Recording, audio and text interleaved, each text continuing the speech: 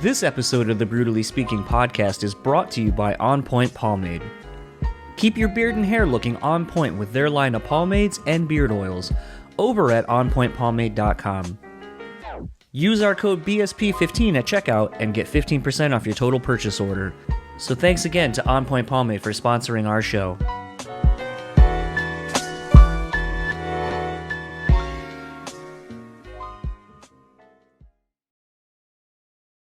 This episode is also sponsored by the Bean Bastard Coffee. Head over to thebeanbastard.com and pick up any one of their delicious hand-roasted coffees.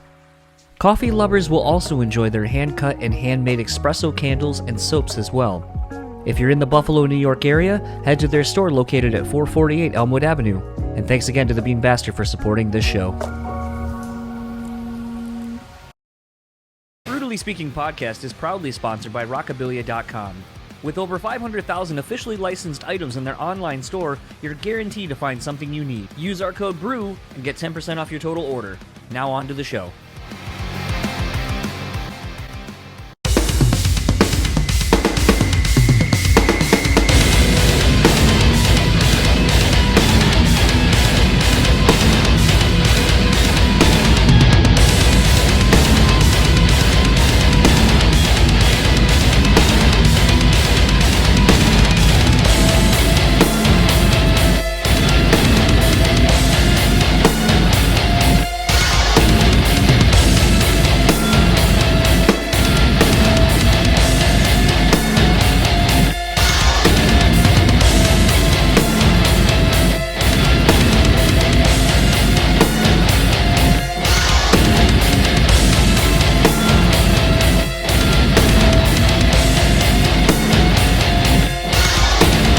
What's up, everybody? Welcome to another episode of the BREWtally Speaking Podcast. I'm your host, John, and this episode's guests, that's right, there's more than one of them, is Austin and Johnny of the Undertaking, whose debut album, Funeral Palms, is out now via Solid State Records. This was a really fun, loose chat where we talked about basically being dudes in our mid-30s and how that actually has helped them take advantage of the opportunities that they've been presented with being a baby band. You know, it is kind of interesting. We've talked to so many different people of different legacies, new bands, old bands, you know, so on and so forth. And it just is kind of crazy to hear the success story of The Undertaking, how, you know, like I said, it's a group of guys in their 30s, you know, who had wanted to do the band thing, but just to hear them be so honest and upfront about, like, we're going to do this, but if we're going to do it, we have to, like, do it smart, and we have to do it this way, this way, this way.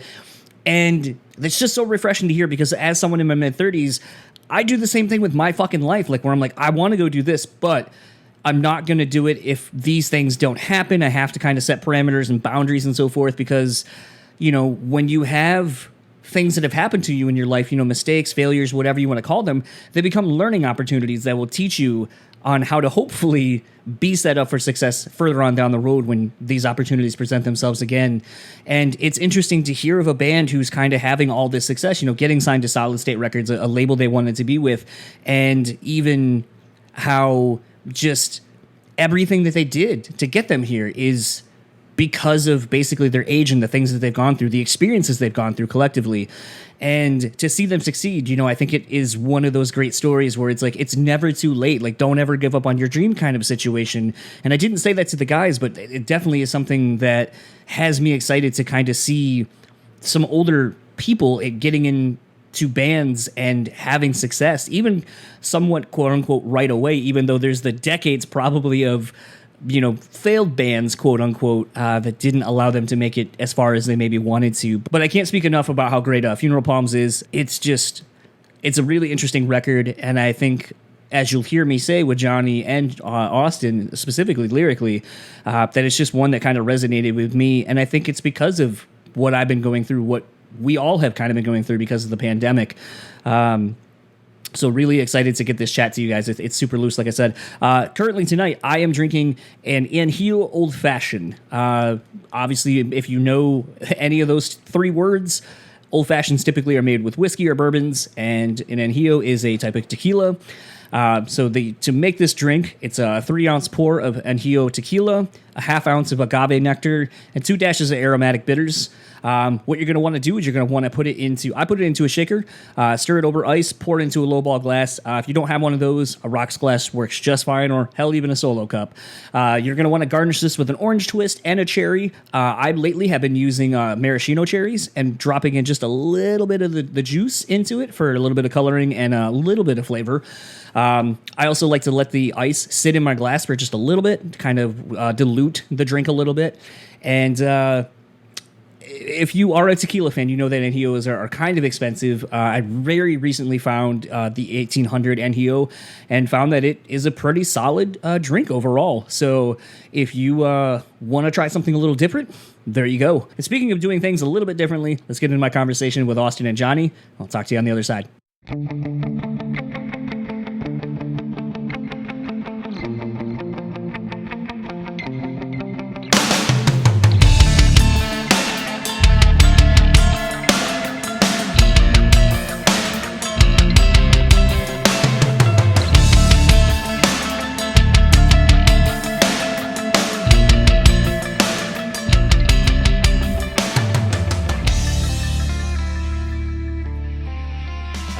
Let me just make a note. Johnny, what is your last name? I know I could probably look that up in an email if I was quick. It's Mercuri, Mercuri. Mercuri. Yeah. Okay. It looks like Mercury, but well, I mean, now with what is that app? Macari? yeah. Do you get that quite a bit? I get those emails all the time, and at first I'm like, who's sending me? And I'm like, oh no, this isn't a family member, it's spam. Well, it's like I was just having a conversation with someone yesterday, and I was making the joke about how sometimes you'll see people and they'll like see last names or they'll see names. Like my last name is Beatty, Beatty. And I'll have people see my last name and they go, oh, are you related to so-and-so? Because they spell their last name Beattie. And I'm like, that's not even the same. Like, that's not how it works. Yeah. Yeah, exactly. That would be like me going like, oh, you're Courtney with a Y. I know Courtney with an I. Are you guys related? Do you know each other? Right, Like, right. Weird. No, that's not how names work. All of the funness of names aside, have the pleasure of talking with Austin Visser and Johnny Mercuri, as you just heard the story on that. The Undertaking, your album Funeral Palms is out today as of when we're recording this via Solid State Records. Happy release day. How are you feeling? What did you do exciting that you can? I don't necessarily know where you guys live or your lockdown situations or lack thereof, but what did you do today to celebrate the release? Yeah, man, it's been a wild ride so far. So we're all in San Diego and we live about like 20 minutes away from each other. So actually last night, our album came out at 9 p.m. our time. So we actually got together at our drummer's house and just kind of celebrated the occasion. And then this morning, we're kind of keeping up with the comments and people talking about it and stuff, which is emotional because there's like the good and the bad. I think you're not the first band I've talked to that's released a record during this whole thing. Obviously, you are one of the first to kind of, for lack of a better term, debut your debut record that most people will know who you are officially. Were you guys sitting on this record long? Like, was there talks of releasing it last year at any point, or like how long have you been sitting on this? We went into the studio in August of 2020. Okay. But I mean, I guess it's our first record, so I don't know what is long like to sit on a record, you know? I have an interview that I did 2 Decembers ago.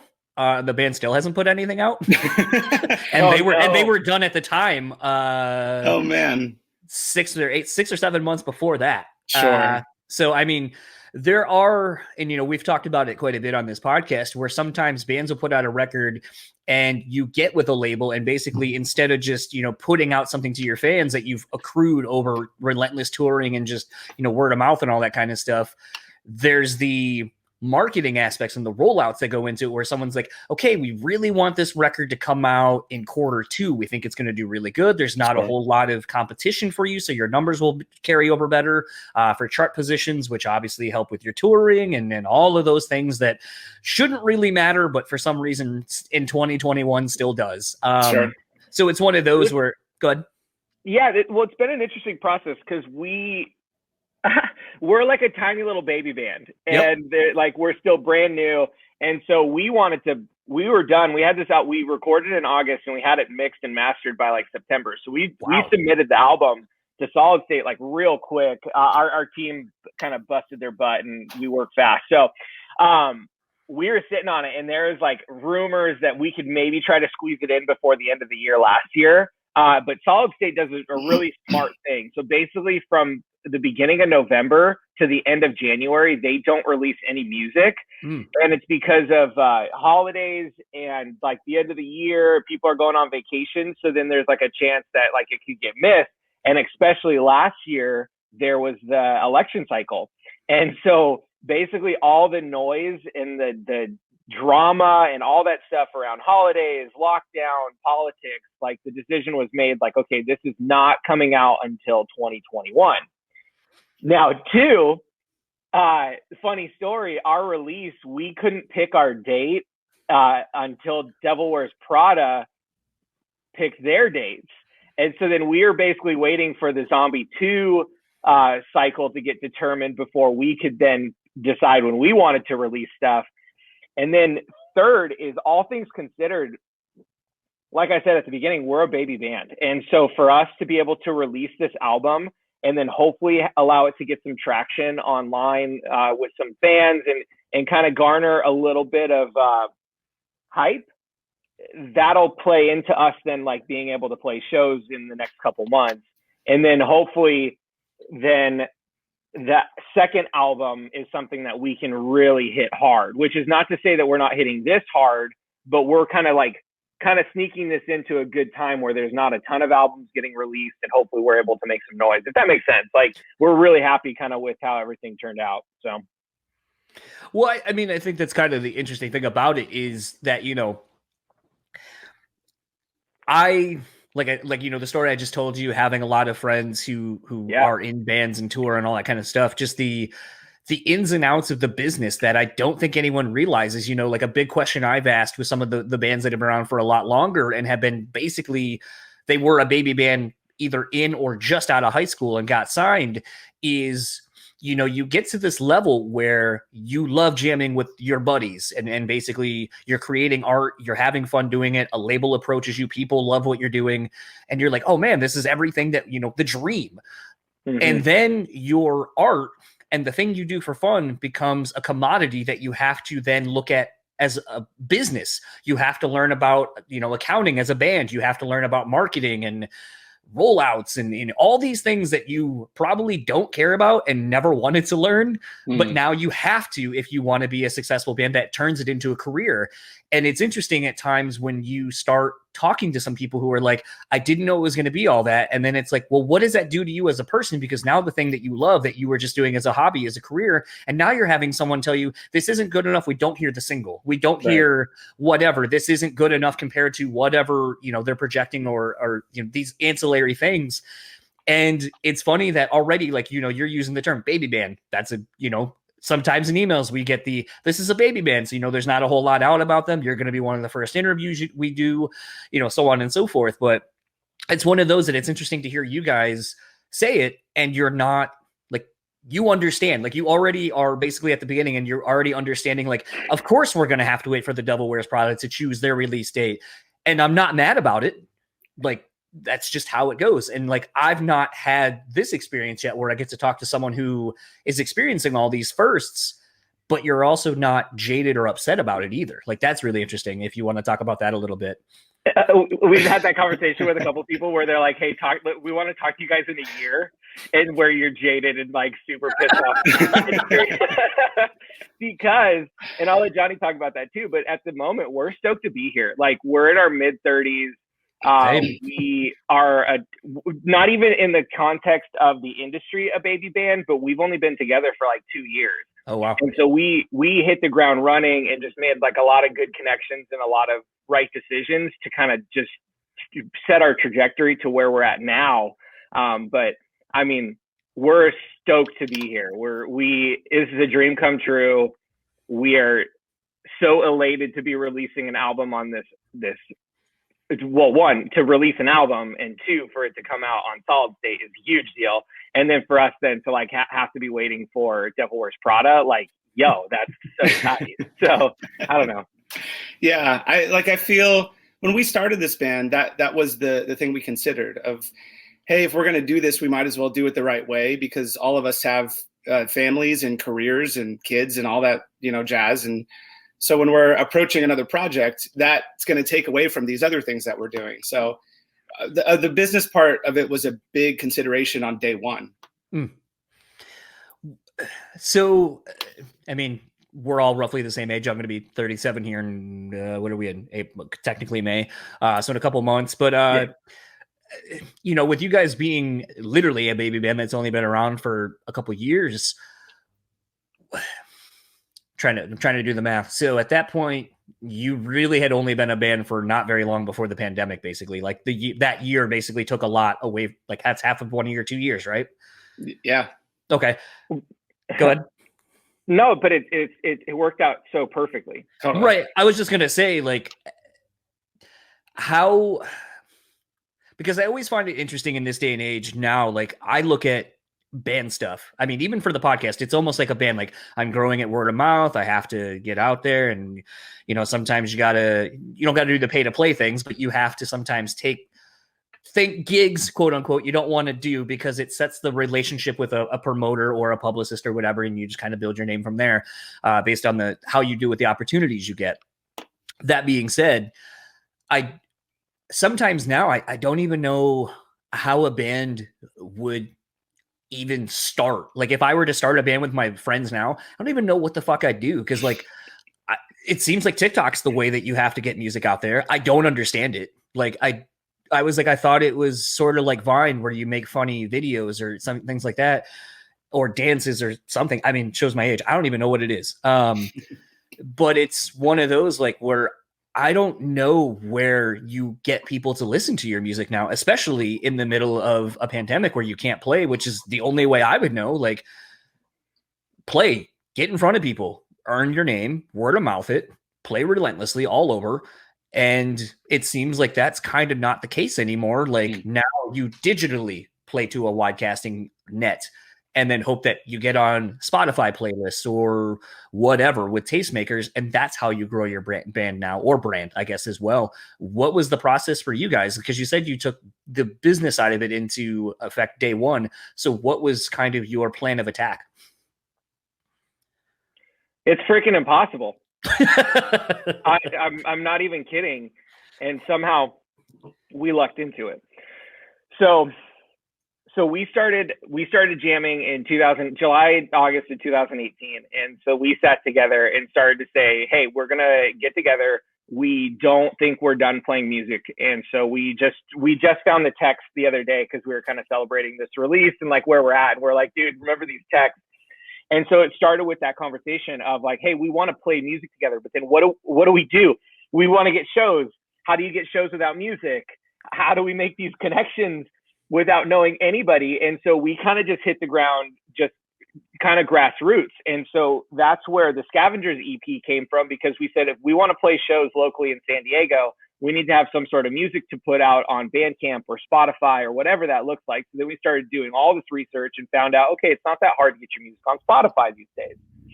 And then kind of accidentally recorded something we were pretty proud of at the time with Scavengers. So the 5-song EP that we put out, where we're trying to just put out these demos, and we kind of accidentally made real songs.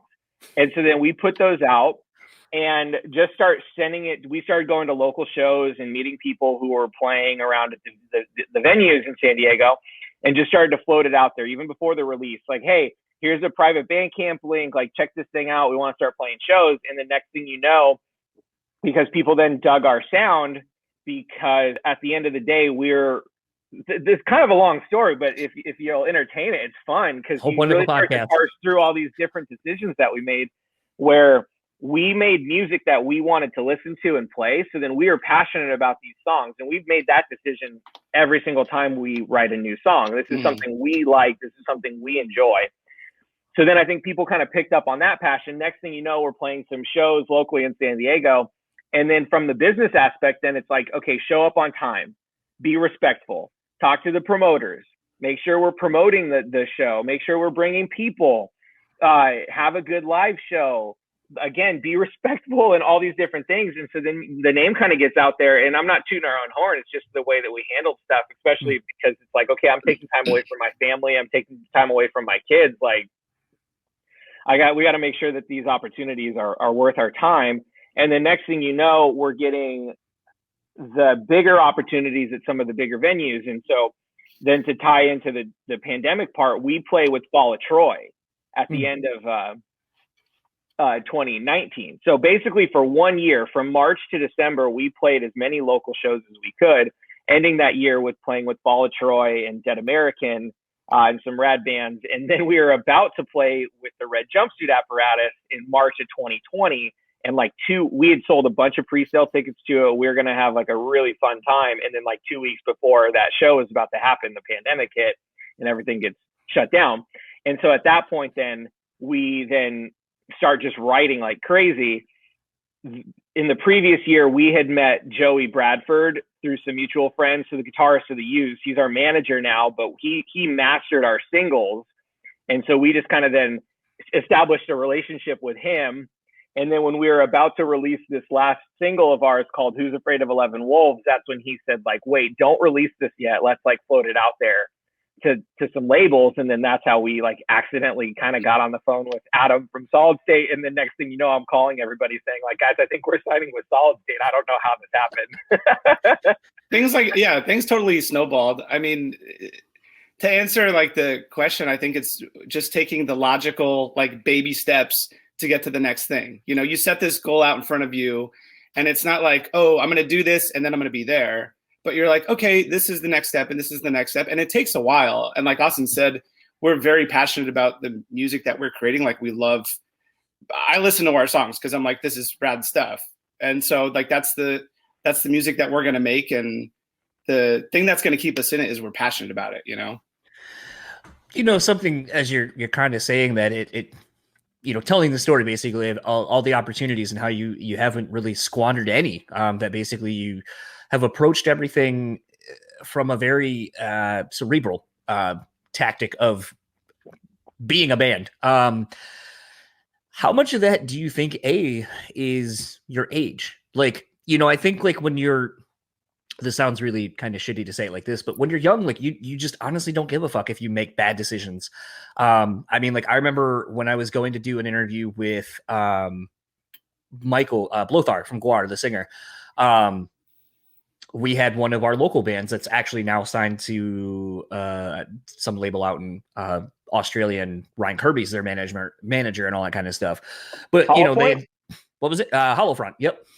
Yeah. Okay. So I remember when Tyler was showing me their merch because it was their album release, and I used to work for a screen printing company that did stuff for actually the shirt I'm wearing for Diamond and a lot of big box retail stores. And I was like, is your image supposed to look like that? It looks a little out of register. And he goes, no, I don't think so. I was like, you need to call this company. You need to call this company back and go, I either want X amount of money back, or you're giving us half of an order for free next time because you made this. This isn't how it's supposed to be. And he's like, can you do that? I was like, oh, absolutely, you can. We've had full shipments of thousands of T-shirts and stuff where the company goes, we're not paying for these. We're keeping them. And then you're going to send us another one and you're giving us 25% discount off of that. And we just go, okay. So if, you don't want your business being tarnished basically because of that, you'll bend over backwards kind of to make it okay. And I was like, that's sort of something I don't think bands know about. And as they get going down the line, they know that they can do stuff like that, or there's these, I don't want to say tricks, but there's things that you just learn that you can do. And, you're willing to kind of eat those losses and learning experiences because whatever, that's all it is. But I feel like you said, and I guess that's my question, do you feel like your age has actually helped you understand these good opportunities ahead of time and allowed you to make faster headway doing this because of your age and your experiences that you have, maybe not necessarily in bands, but just in life? Yeah, I 100% think so. Being in 100%. Bands, right? Being in bands as a kid, the same exact thing. It's I don't care. I'm in a band, so I'm cool, and they're gonna listen to what I say and blah. And it's dude, that's not how you do business with people, you know? Right. And then I think also what helps us is like this, we didn't come into playing music together trying to make it, like, we came at it with a business mindset, but also it was like, hey, if this doesn't work out, then it doesn't work out, you know? And so there's not that like that pressure of trying to, man, I don't know, just like make everything like perfect. And I don't know. I don't know. There's a level when you're 18, 19 and you're like, okay, guys, we're going to start this band and we're going to like blow up and we're going to tour we're going to quit our jobs. We're going to drop out of college. And there's like all these expectations that these things are going to happen. And then after a while, you're like, yeah, that's never going to happen. Right. It's things fall apart, right? We've all been in the band that like everything fell apart because we had false expectations. So then, like Johnny was saying, then in our 30s, taking time away from our families, our kids, our jobs, like there's some risk involved with this. So we're like very structured. Okay, Monday nights at 8:00, we get together every Monday night and practice. And that's our time to like dial in and jam and have that kind of creative release. But then at the same time, like every decision we make at this point, we're like on cloud 9. And so it's like, yeah, let's play a show. This is an amazing opportunity. Oh my gosh, we have this opportunity to record an album. Let's make the most of it.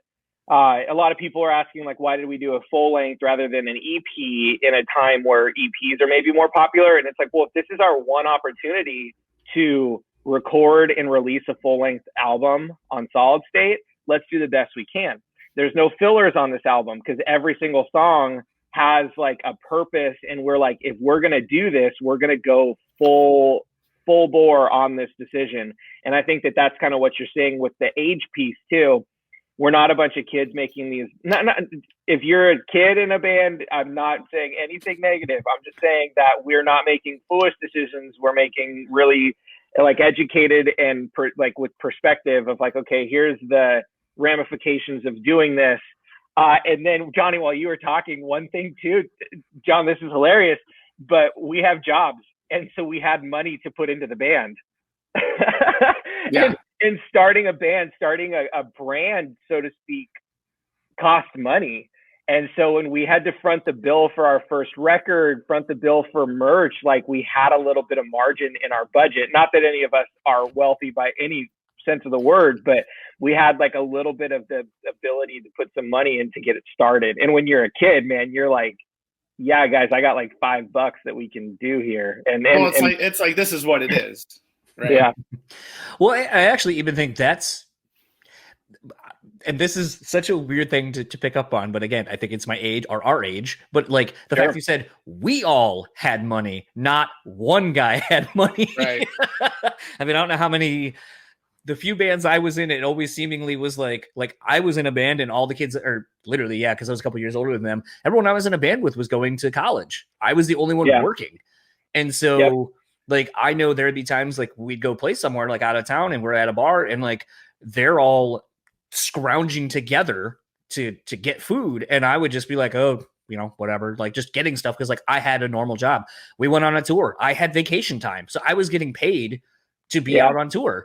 And it's one of those like where I'm like, it sometimes is weird when you have kind of an adult, you are an adult in this situation versus when you see people or the people you're with that aren't. And I don't know, I didn't mean to like turn this into like, oh, being old's cool. Like we know how to do stuff and you youngins don't know shit, but it is one of those like, you know, I think it just becomes one of those things. Like, you know, I joke with my wife. She's always like, oh, I hate getting older. I hate getting older. I'm like, I love getting old because you have to earn it. You have to, in theory, you can't be, you know, 40, 50, whatever, hit some of these milestones and have stuff if you suck and didn't learn from your past mistakes. And it's one of those like where it's like, I sometimes wish I could go back and be like, okay, like I would have done this way differently. Let me go back and redo this. But it's like, you can't. Yeah. And you just have to, when those situations arise again, have to take what you've learned and the lumps too, and then go, all right, that's not happening ever again. And here's, you know, I'm going to make sure that when opportunities arise, that we are prepared to be successful when those opportunities, because, you know, something that, you know, I think a lot of people will probably take away from this chat is it wasn't that you were lucky. It's that you had great opportunities, and when they arose, you knew when to jump on them and take advantage of them because you knew that they probably weren't going to be there again, and you were ready for the moment to jump on it. And Johnny, what did they say? Johnny's got a phrase. What is it? No, luck favors the prepared. That's that's our whole thing is like, if these opportunities are going to pop up, like we want to be ready for them, because it's not going to, if you don't practice for a show, you can't just show up and do it, right? And so like, let's prepare our songs and let's make sure we know what we're talking about and what we're doing. Talking a little bit more about the record, because I only today, when the record came out on iTunes, could I actually read lyrics, because unfortunately media links don't have those. It seems like to me, this record was dealing a lot with relationships, familial relationships, friendships, all kinds of, ships that aren't boats. That has a lot to do with boats. Okay. Well, I mean, it's a boat album. Okay. Well, I mean, you're hitting the perfect time for that with the that boat that got stuck in the Suez Canal. So, you are, again, an opportunity presented itself, and here you are, like 2 weeks later, just right on there. So, I mean, am I kind of right on that? Like, this is kind of dealing with just a lot of relationships, and it almost seems like to me, and maybe it's just my own personal spin on it and what I've kind of gone through in the last little while, but it kind of feels like you're looking back on relationships that maybe either where you had been taken advantage of, or kind of like we were just saying, maybe weren't prepared for what was happening in the relationship at the time. Okay, this is fun. I've enjoyed the process of having somebody like listen to the album and process kind of what we're trying to put out there, and then to figure out, okay, where you're coming from with where I'm coming from. Because it's ironic a little bit. Like, I have really good relationships with my friends and family, and my wife. We've been married for 11 years. I have 3 kids, and so really the relationship piece of it isn't necessarily something I put in there intentionally, but I'm approaching it from a sense of authenticity.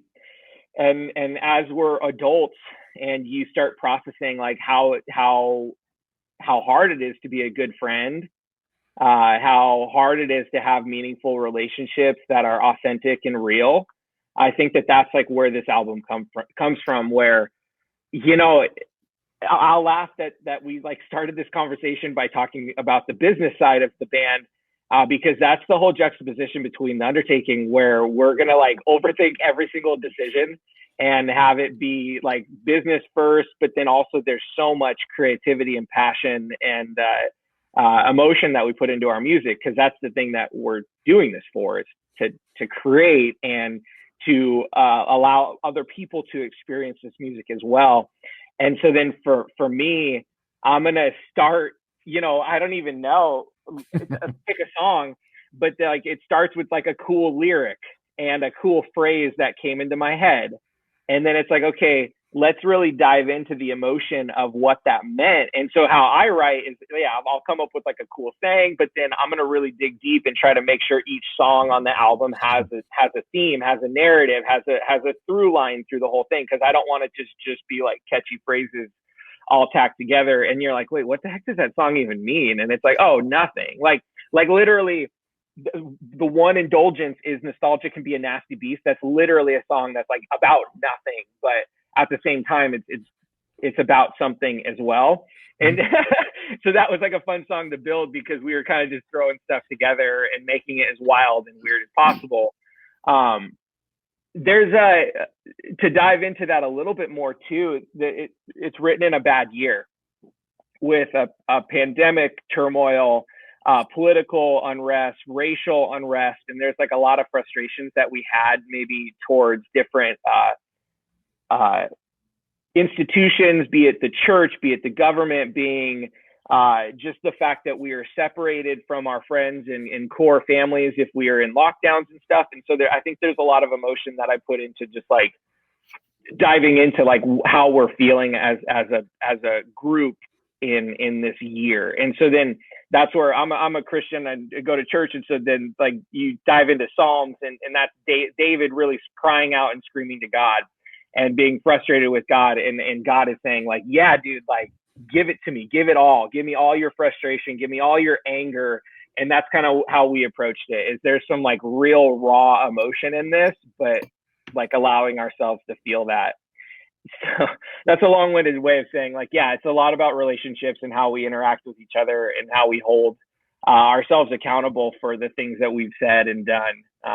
But I laugh because then I'm like, oh, I have a great relationship with my parents. I have a great relationship with my wife and my friends and stuff. Well, I think that's the thing though, is I think in the last year or so, we've all kind of learned to I don't know if evaluate is the word I want to say, but we've learned to kind of re-identify, I guess, who we are, because we've been the most alone with ourselves than we probably ever have been. Secondly, we're able to kind of probably assess, friendships and see if they really are, because in a day and age where we literally can't get together, maybe some of the friends that really weren't, you're starting to see like, oh, this person hasn't reached out to me in like a year. I thought we were friends. Like, or I'll flip that one. Maybe it's me. Yep. And maybe I'm the one who hasn't reached out to that person. And I'm like, oh no, people are like distancing themselves from me. And so you're spot on. I love that thought. No, and I mean, like, I was just thinking about this yesterday because I was because time hop on Facebook has been interesting because you're seeing all the stuff from the last year and just it's interesting to see like what a difference makes in some situations. And I saw one that was like, it was really cool having digital cocktail hour or whatever with a handful of friends, and I tagged the friends, and I got kind of emotional about it because one of the friends that I started it with is no longer here. She passed away a couple months ago. And it was one of those where I was like, man, I'm so glad that I did that. Like, because like I would have felt really shitty, like looking back and been like all it would have taken was just a 15-minute phone call. Like, and I think, again, that's the thing about my age. Like I'm at the age now, we are at the age where like, family's starting to pass, friends are starting to pass.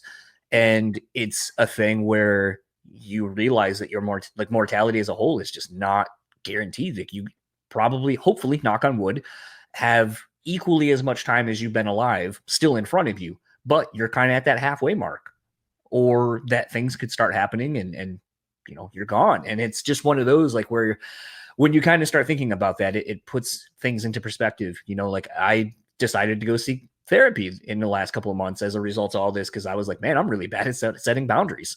And how that manifests in so many different facets of my life.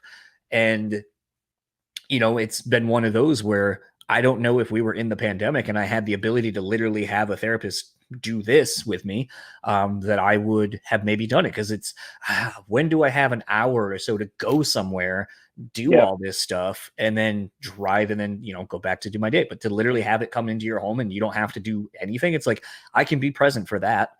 And I think that's the thing that is kind of interesting about now is that I hope a lot of us have taken the time. Like I haven't lost any weight. I haven't really gained any in the last year. I didn't set any unrealistic goals, but I think by and large, I've just tried to be better and more present. And I think in turn, it's made these a lot better because instead of trying to force some kind of narrative of questions that I prepared, like, days in advance, I'm letting something happen. I'm getting to learn more about you guys. And I think that's kind of the fun thing too, is like, there's not really a whole lot out about you right now.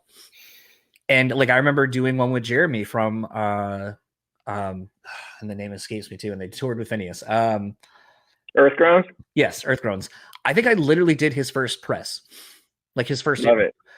And I had to ask the cliche questions. Like, okay, like, I mean, granted, he lives like North Dakota or something like that. I was like, what type of scene do you have out there? Yeah. How do you get shows? How do you trade shows? Like, I mean, I don't know, like you're so far in an anomaly, like, cause there's nothing about you and you live somewhere I don't know anything about, like how? And then it's like, you just find, your way through it. But I was really kind of stoked when you guys were like, yeah, like we're in our mid-30s. I was like, oh God, awesome. Me too. Like, okay, here's something we can talk about. And then it's like, you know, as I'm like, okay, like this is your first record. There's, I mean, full length, there's not a whole lot out about you. And then the fact that you're like, oh, we've really approached this, you know, with every opportunity we get, we want to make sure it's worth something because we have kids and families and jobs and all that. And it's like, oh my God, same. Like it's more fun, I think, to have these conversations and kind of be able to relate to each other. And let things happen. I mean, there is this, the line in Wrenches actually really stood out to me. Before I got the lyrics, it was one of the few that I could kind of make out where, you know, you're saying 4 years wasted, no longer destroyed, as if I had a choice, no longer defined by not having no voice. And that's kind of what therapy felt like for me. Like when I finally was given some tools to look at things from a different perspective. Yeah. I made the joke that I was like, it's almost like seeing in 2D for my whole life. And then someone gave me the access to see in 3D and you're like, holy shit, does anyone else know about this? Like, can you all see this? Like, and to me, like, you know, listening to that song that, like I said, I took away relationships and so forth, because I think that's something I've been working on. And that line and that song in particular kind of made me really think about how this feels like a record, unbeknownst to me, made in the time of a pandemic when you're kind of cut off from a lot of people and you're really reevaluating all different kinds of relationships with people. And those, and like you said, even you, like, and I know I'm talking a lot and people who are listening are probably going to get pissed. So I'll end my comment with this, but you know, something my therapist had made a comment about that I thought was so fucking profound was, you know, I had an issue, or not an issue. I had someone reach out to me with a problem. And I was like, you know, I just kind of was like, why me? Like, why are you reaching out to me? And they go, maybe you weren't the first person.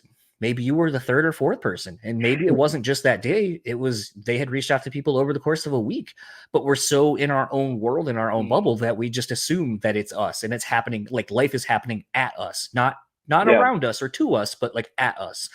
And that's our reactionary response. And this record feels a lot like that. Like instead of going like, why are these things happening to me? You're kind of looking outward and kind of going like, why is this happening? Why are these things happening? And what can I learn from them? Was kind of a lot of big themes that I kind of kept noticing for me. I'm fired up, dude. That's it's super cool to hear. I mean, this is the first day, obviously we haven't heard people talk about the album. So it's like amazing to hear what you think about it and how different parts are resonating with you. We appreciate it.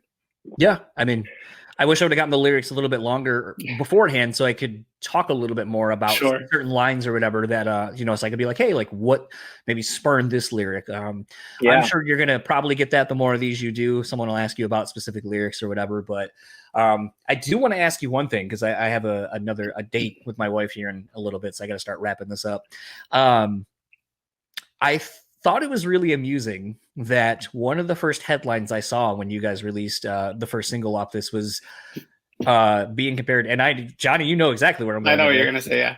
And they're one of my favorite bands. But it was a thing where it was like, this isn't an Every Time I Die song, but it's close or something to that effect. And I remember listening to it and I must have gotten 5 or 6 messages on Facebook or whatever of people going like, I know you're a huge E-Tit fan. Did you check out this song? And I was like, of course, I saw it. Like as soon as someone goes, oh, it sounds like E-Tit, click.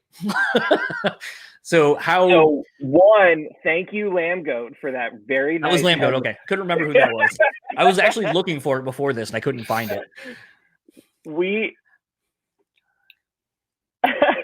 have a good sense of humor. And so one, we know Lamb Goat's snarky, and if they're by chance listening or whatever, like one, we do genuinely appreciate the publicity because it gets people to listen to our music. And two, like anybody listening, like is welcome to draw whatever conclusions they want. We're very influenced by them because we're in our 30s, and like Hot Damn, Gutter Phenomenon, like were some of our favorite albums, but same with early Norma Jean and early Under Oath, like anything that came out between 2002 to 2007 is something that like we're inspired by. We kind of collectively hope people give it a chance to stand on its own. And that's, I think once they do, they'll find like there's a lot of influences and stuff in there. Well, I think that's the interesting thing, actually, is when I was listening to this, because that was the only song I'd heard before I actually listened to the whole thing, start to finish. Yeah. when that song comes on, it is very obvious. It's like, oh yeah, that feels like a Big Dirty era kind of E-Tid song. But the rest of the record doesn't feel that way. And I think, again, I feel like that's because you as musicians who are older aren't trying to find your way by emulating the artists that you like, but you're finding your way of sprinkling in some of your influences the way that seasoned musicians do, where it's like, oh, I'm gonna throw a little ode to, like, if you're a drummer, here's a little Bonham, here's a little, maybe if you're like more our age now, you might be like, oh, here's a little Braun from Mastodon, here's a little this person. But like, we don't have bands necessarily that are quote unquote new who are bringing some of those influences from the early 2000s in the way that you guys are. I think some of the ones that are bands like, Knocked Loose, Power Trip and stuff. And even, Code Orange are kind of those, because they're kind of that era where they know those bands and know how to bring the best parts out of those bands. So that was something that, as I listened to this record, that I really took away, was that it felt like a mature way to incorporate your influences versus just kind of unabashedly wearing them on your sleeves. Yeah, no, that's cool. That's really, that's accurate. I think like Austin said, people can compare us to whoever you want. And I think that's a good thing. I think when you're hearing that, like, oh, wow, like this part sounds like Norma Jean, or this part's Every Time I Die, or this part's whatever band it is. It's like, oh, that's cool that you have a band that you like, and then you're finding those sounds somewhere else. Like, if that's going to get people to listen to us, then call us the Wiggles. Like, come and check. Like, who cares? I don't. Hey, you know what? You got kids. You guys could be a hardcore Wiggles band. I would love. That would be the best. You guys opening for the Wiggles? Oh yeah, let's go. Dude, freaking YouTube streams for kids, man. We'd make bank if we were like a kid version of hardcore. That's where the money's at. Oh man, what was I was trying to think, as you were saying that one drummer dude in that costume thing, but he's like blast beats or whatever. Yeah. So we're a really interesting band because we have 5 very distinct styles. And so Johnny's going to come from more of the singer-songwriter style. And from a hardcore standpoint, I don't mean to speak for you, but like As Cities Burns and maybe some of the more melodic stuff, Me Without You, Keith, our other guitarist, is a freaking riff factory. So he's going to come from like a Dillinger and Converge, but rooted in rock and roll because he listened to Skynyrd and Led Zeppelin and all these bands. Zakk Wylde are like some of his big influences.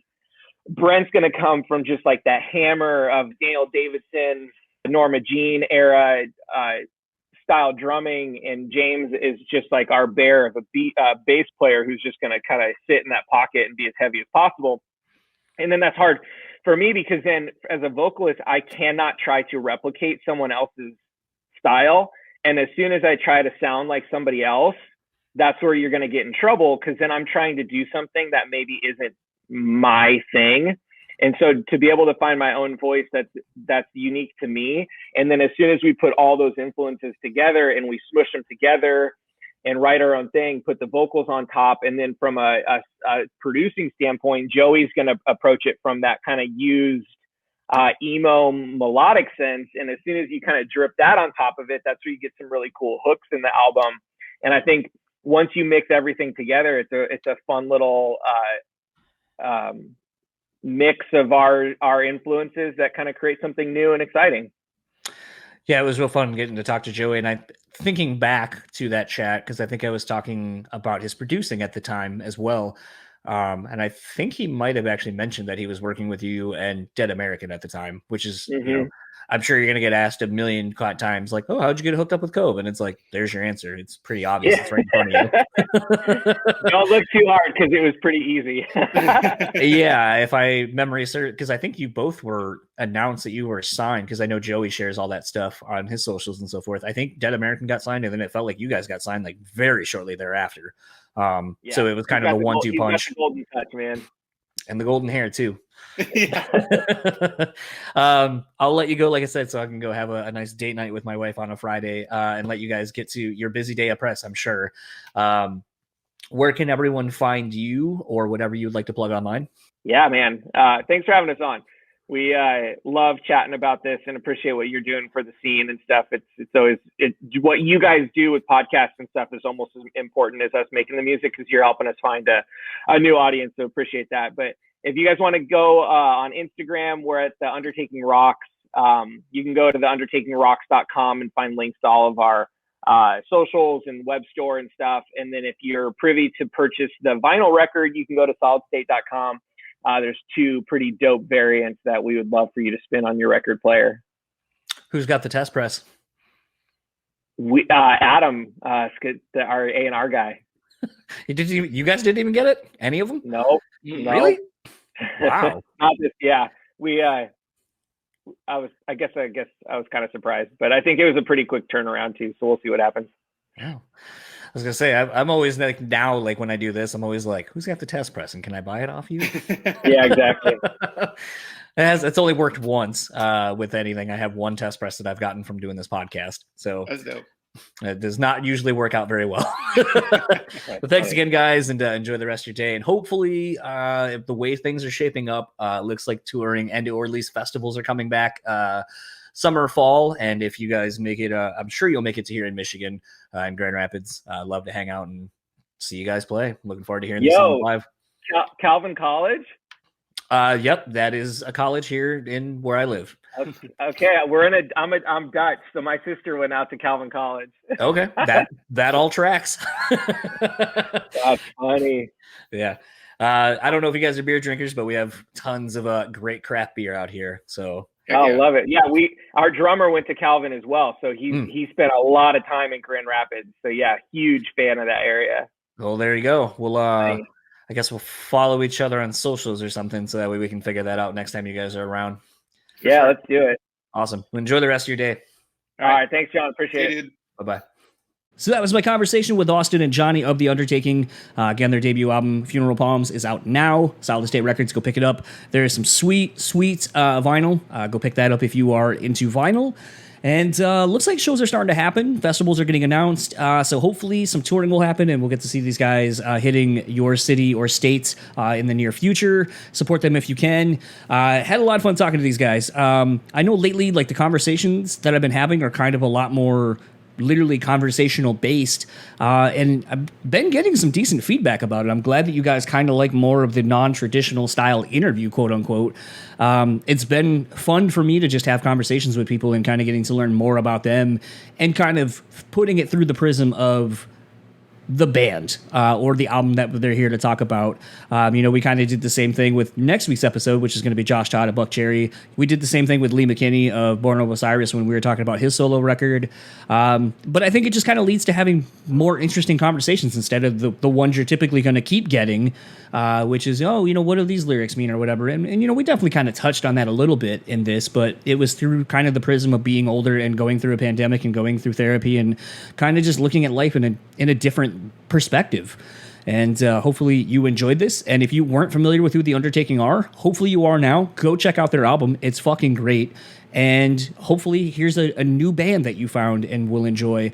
That was kind of something when starting the podcast I really wanted to do, was not only talk to people that you maybe haven't thought of in a little while, but also give kind of a platform to some of these newer up-and-coming bands. Because when I used to book shows, the whole reason I started doing that was because I got tired of people going, there are no good bands come through. So I took it upon myself to book shows and be the change that everyone kind of wanted, or be like, hey, here's a night of good fucking bands I curated for you. Here you go. Essentially, I'd like to think that that's kind of what I do with the podcast is, I bring different and interesting people to you week in and week out. And I hope you enjoy the conversations we have and learn something about these people that maybe you've long admired or know nothing about, but to find them interesting just the same. All of that said, if you would like to keep up with The Undertaking, you can find them on Facebook at The Undertaking Rocks, Instagram at The Undertaking Rocks, and Twitter at _The Undertaking. Or simply go to theundertakingrocks.com. That is a landing page for everything that you need for them. If you would like to keep up with Austin on Instagram, it's at Visser Austin. It's in the show notes. It's kind of a weird thing when you look at it all together. And if you'd like to keep up with Johnny, it's at Johnny Vin. Again, everything's in the show notes. I put them all there for a reason. And if you would like to keep up with the podcast, simple enough. BREWspeakPod.com is a landing page for everything this podcast. Just go over there. Anything you want to see regarding this, there will be links, buttons to push. We also have friends podcasts and so forth that you can check out.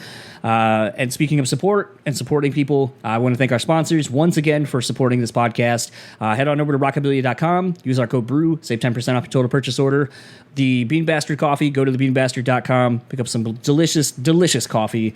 And last but not least, On Point Pomade, keep your beard and hair looking on point. Use our code BSP15, take 15% off your total purchase order. Thanks again for coming in and checking us out. Really excited. We are approaching 300 really quickly. I think I've locked in our guest. We have some other things kind of in the works as well. All will be revealed soon enough. So until then, I'll talk to you next week where we are hanging out with Josh Todd at Buck Cherry. See you then. Oh, that fucking sucked. Shao Kahn, what'd you think? That was pathetic. Yeah. Yeah. Coach, what'd you think? Okay. Okay. I mean, I knew it was gonna fucking suck, but I think those guys were a little rude. Austin Powers? How about new? Okay. I thought we were gonna get the Austin Powers vote. We did not. John, use that for your podcast. It fucking sucks. But you knew what you were getting into. It will result in less listens. You're gonna see a decline in listeners if you start the show with that. You're going to see 30 seconds in, the number will plummet. And I will be there at the bottom of the plummet saying, I fucking told you, don't use this fucking riff. It sucks.